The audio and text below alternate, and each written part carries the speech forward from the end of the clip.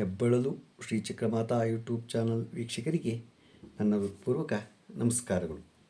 ಬದುಕುವ ಆಸೆ ಇದ್ದರೆ ನಿನ್ನ ಶತ್ರುಗಳ ಎದುರಲ್ಲೇ ಕಣ್ಣೆದುರಲ್ಲೇ ಬದುಕು. ಅವರು ನಿನ್ನ ಮುಂದೆ ಸುಳಿದಾಗಲೇ ನಿನ್ನಲ್ಲಿ ಬದುಕುವ ಫಲ ಛಲ ಎಚ್ಚೆತ್ತುಕೊಳ್ಳುತ್ತದೆ.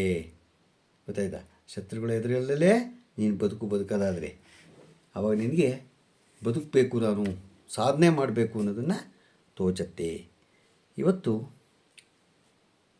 ನಾವು ನೆಮ್ಮದಿಯಾಗಿ ನಿದ್ರಿಸಬೇಕೆಂದರೆ ಯಾವ ನಿಯಮಗಳನ್ನು ಪಾಲಿಸಬೇಕು, ಯಾವ್ಯಾವ ದಿಕ್ಕಿನಲ್ಲಿ ತಲೆ ಹಾಕಿ ಮಲಗಿದ್ರೆ ಒಳ್ಳೆಯದು, ಯಾವ ದಿಕ್ಕಿನಲ್ಲಿ ತಲೆ ಹಾಕಿ ಮಲಗಿದ್ರೆ ಏನೇನಾಗತ್ತೆ ಅನ್ನೋದ್ರ ಬಗ್ಗೆ ನಾವು ಈಗ ತಿಳ್ಕೊಳ್ಳೋಣ. ನೋಡಿ, ಉತ್ತರ ದಿಕ್ಕು ಮೊದಲಿಂದಲೂ ಗೊತ್ತಿದೆ. ಉತ್ತರ ದಿಕ್ಕಿಗೆ ತಲೆ ಹಾಕಿ ಮಲ್ಕೋಬಾರ್ದು ಅಂತ. ಯಾಕೆ? ಈ ದಿಕ್ಕಿನಲ್ಲಿ ತಲೆ ಹಾಕಿ ಮಲಗುವುದರಿಂದ ಭಯ, ಅಶಾಂತಿ, ಕೆಟ್ಟ ಕನಸುಗಳು, ಬೀಳುವಿಕೆ, ನಿದ್ರಾಭಂಗ ಮತ್ತು ಅನಾರೋಗ್ಯ ಕಾಡುತ್ತದೆ. ಉತ್ತರ ದಿಕ್ಕಿಗೆ ತಲೆ ಹಾಕಿ ನಾವು ಮಲಿಕೊಂಡ್ರೆ ಅದು ಗ್ರಾವೇಷನ್ ಗೊತ್ತಲ್ಲ, ಆಕರ್ಷಣೆ ಆಗತ್ತೆ. ಅದು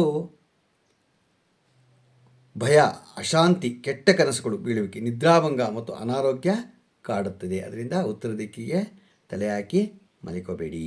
ದಕ್ಷಿಣ ದಿಕ್ಕು, ಈ ದಿಕ್ಕಿನಲ್ಲಿ ತಲೆ ಮಾಡಿ ಮಲಗುವುದರಿಂದ ಆರೋಗ್ಯ ವೃದ್ಧಿಯಾಗತ್ತೆ, ಸುಖಮಯವಾಗುತ್ತೆ, ದಾಂಪತ್ಯ ಸೌಖ್ಯ. ದುಡಿಯುವ ಯಜಮಾನನಿಗೆ ದಕ್ಷಿಣ ದಿಕ್ಕಿಗೆ ತಲೆ ಮಾಡಿ ಮಲಗುವುದರಿಂದ ಶ್ರೇಷ್ಠ. ನೋಡಿ, ದಕ್ಷಿಣ ದಿಕ್ಕಿನಲ್ಲಿ ತಲೆ ಮಾಡಿ ಮಲಗುವುದರಿಂದ ಆರೋಗ್ಯ ವೃದ್ಧಿಯಾಗತ್ತೆ, ಸುಖಮಯ, ದಾಂಪತ್ಯ ಸೌಖ್ಯ. ದುಡಿಯುವ ಯಜಮಾನನಿಗೆ ದಕ್ಷಿಣ ದಿಕ್ಕಿಗೆ ತಲೆ ಮಾಡಿ ಮಲಗುವುದರಿಂದ ಶ್ರೇಷ್ಠ.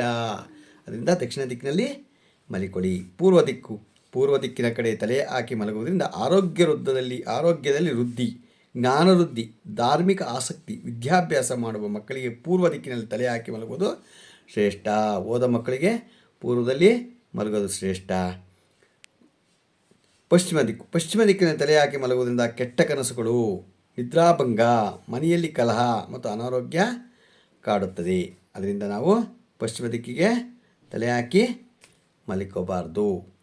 ಉತ್ತರ ದಿಕ್ಕೆ ಮತ್ತು ಪಶ್ಚಿಮ ದಿಕ್ಕಿಗೆ ತಲೆ ಹಾಕಿ ಮಲಿಕೋಬಾರ್ದು. ನಾವು ದಕ್ಷಿಣ ದಿಕ್ಕಿಗೆ ಮತ್ತು ಪೂರ್ವ ದಿಕ್ಕಿಗೆ ತಲೆ ಹಾಕಿ ಮಲಗೋದ್ರಿಂದ ನಾವು ಕರೆಕ್ಟಾಗಿ ನಿದ್ದೆ ಬರುತ್ತೆ, ಆರೋಗ್ಯ ವೃದ್ಧಿ ಆಗುತ್ತೆ, ಎಲ್ಲ ಆಗತ್ತೆ. ಇದನ್ನು ನಾವು ಕೆಲವರು ಏನು ಹೇಳ್ಬೋದು, ಎಲ್ಲ ದಿಕ್ಕುಗಳು ಒಳ್ಳೆಯದೇ ಅಲ್ವ? ಹೌದು, ಎಲ್ಲ ಒಳ್ಳೆಯದೇನೆ. ಆದರೆ ಅದರ ಒಂದು ದಿಕ್ಕಿನ ಫಲ ಇಂದೋರು ಸುಮ್ಮನೆ ಮಾಡಿಲ್ಲ. ಇವೆಲ್ಲ ಜ್ಯೋತಿಷ್ಯಗಳನ್ನು ಜ್ಯೋತಿಷ್ಯರು ಸುಮ್ಮನೆ ಮಾಡಿಲ್ಲ. ಇವೆಲ್ಲ ನಾವು ತಿಳ್ಕೋಬೇಕಷ್ಟೇನೆ.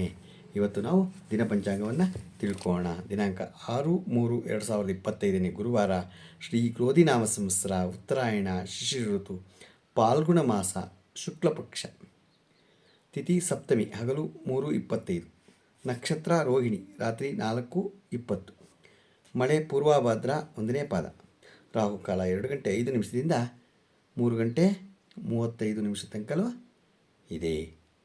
ಗುಳಿಕ ಕಾಲ 9:35ರಿಂದ 11 ಗಂಟೆ 5 ನಿಮಿಷ ತನಕಲೂ ಇದೆ.